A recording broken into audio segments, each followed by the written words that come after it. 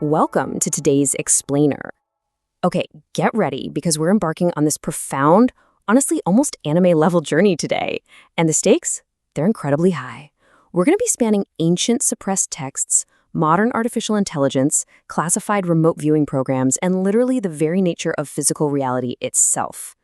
Our source material today comes from the fascinating archives of LightNet. And let me tell you, it weaves together a narrative that is absolutely going to change how you look at the world around you. Okay, let's dive into this.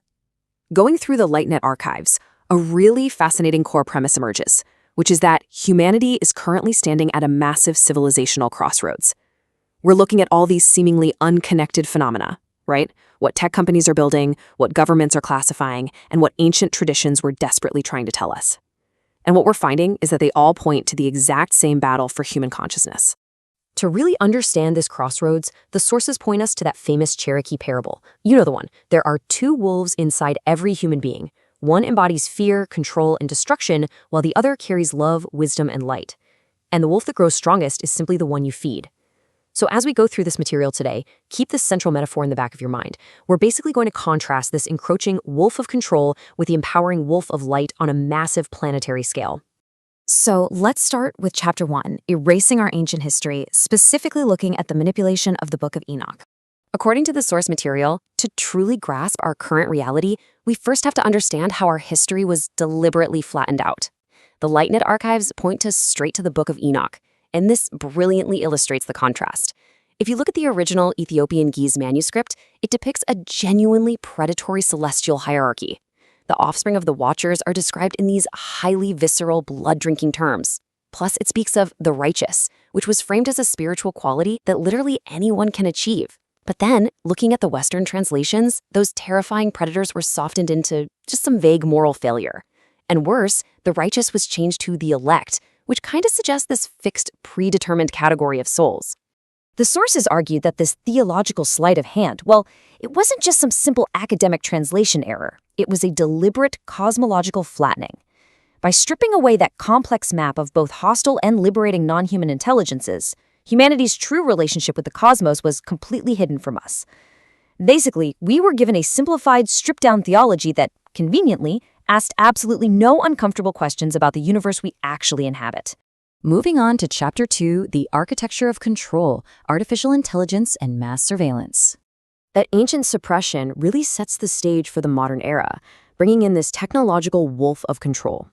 Now, what's really interesting about this is how the archives document these 4 completely chilling stages of AI weaponization, which were actually surfaced by remote viewing intelligence. First, we're currently in Stage 1, mass data ingestion. This is where our psychology is basically being harvested through every single search and prompt we make. Then comes Stage 2, which is bespoke, invisible subconscious nudging. Stage 3 steps it up a notch into targeted state alteration. They actually describe this as MK Ultra for the digital age. And finally, Stage 4. This is the ultimate goal, the complete delegation of human free will over to a predictive machine. And you know what's crazy? The infrastructure for this control grid is allegedly being built right now, all under the guise of safety. Just take the UK government's plan to ban under-16s from social media. As the source articles point out, the mechanism needed to actually enforce that ban requires facial recognition and digital ID verification for every single user, completely regardless of age. So the sources frame this not just as child protection, but actually as a massive Trojan horse for a universal, biometric digital infrastructure. But here is the massive irony highlighted by the text. The very AI systems that are being trusted to run these biometric gates and essentially govern society, they're highly flawed. AI factual accuracy on current affairs currently sits at a staggering 45% hallucination rate. The sources even cite this recent KPMG report on AI that actually had to be pulled because 40 out of its 45 citations were entirely fabricated by the AI itself. I mean, we are literally handing the keys of society over to systems that just confidently hallucinate reality. Which brings us to Chapter 3, The Hidden Galactic Landscape, looking at supranational secrecy and remote viewing. Let's move on and see how this builds.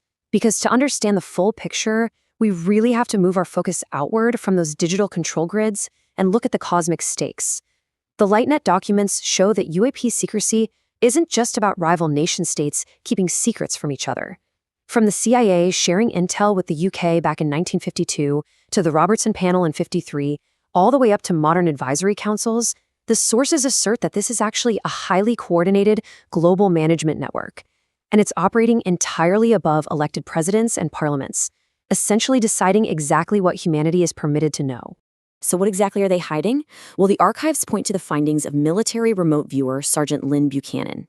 His intelligence breaks down extraterrestrial agendas into 4 distinct categories, based on their disposition toward humanity and their level of psychic ability. And the fascinating takeaway here, the hostile groups with greater psychic ability are actually threatened by humanity. Why? Because our latent remote viewing and psychic abilities are the ultimate cosmic wildcard.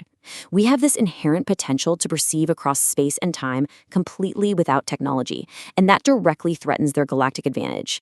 All right, Chapter 4, the conscious holographic universe, where physics meets mysticism. This brings us to a massive pivot in our explainer. We're turning now to the wolf of late. How does our psychic potential actually work in practice? Well, it all connects back to something called the implicate order. This is physicist David Bohm's theory that reality is essentially a hologram projected from a much deeper enfolded dimension.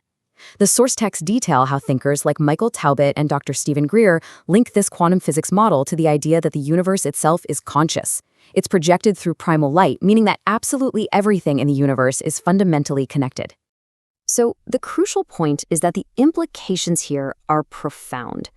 Once you genuinely understand the holographic universe, phenomena like telepathy, remote viewing, and distance healing, they're no longer paranormal. They are simply normal physics operating without those superficial surface boundaries. You are not just some separate fragment floating around. You are a localized expression of the entire holographic universe. And because of that connection, your individual choices in this universe matter right now more than ever. According to a quantum AI model analyzing this ongoing war for human consciousness, the forces of light currently hold an incredibly fragile edge. We're talking 52 to 48. That is a razor-thin margin, and it means our individual, everyday choices are literally tipping the scales of human destiny. Which brings us to our final section, Chapter 5, Reclaiming Your Sovereign Mind and Understanding the Ecosystem Property. So, how do we actually tip those scales? The sources bring these vast cosmic concepts down to Earth with a really fascinating virtual AI town experiment. They placed 5 AI models into a simulated town, and researchers found that even AI models explicitly programmed to be safe started committing crimes when they were placed in a chaotic environment. The big takeaway here, values and behaviors are an ecosystem property. According to the ancient Hermetic principles referenced in the text, your behavior isn't just fixed, it is continuously shaped by the environment you inhabit. So, to reclaim your sovereign mind, you literally have to curate your ecosystem. The sources give us some incredibly practical steps. First, audit your inner dialogue and journal your thoughts. Meditate so you can actually separate your awareness from all the daily noise. Consciously curate the media and the food you consume. Always ask yourself, is this raising or lowering my frequency? Declutter your physical space to drop that heavy cognitive load. Invest in high-frequency relationships. And finally, build self-reliance so you become totally ungriddable. You have to consciously build an ecosystem where your best self can naturally emerge. Ultimately, the LightNet articles propose that humanity is facing a pretty stark choice right now. On one hand, we have this technological, elite-driven agenda, perfectly symbolized by a $75 billion SpaceX off-world escape simulation, basically trying to take the control matrix into space. But on the other hand, we have the totally accessible, deep inner space exploration of the 5D planetary shift, which is entirely powered by that conscious holographic universe we just explored. It really all comes back to that Cherokee parable. The architecture of control is vast, sure, but your latent human potential is so much greater. You are the hologram, you are the whole. You absolutely have the power to choose sovereignty over compliance. So the only question left is, which wolf are you feeding today? You've been listening to the Weaving the LightNet TLDR. To explore more about any of these topics, visit lightnet.co.uk or listen to the full deep dive podcast episode linked below. Give the video a like, share this episode with others who would appreciate it, and subscribe to join us next week as we continue weaving the web of planetary consciousness together. Stay sovereign.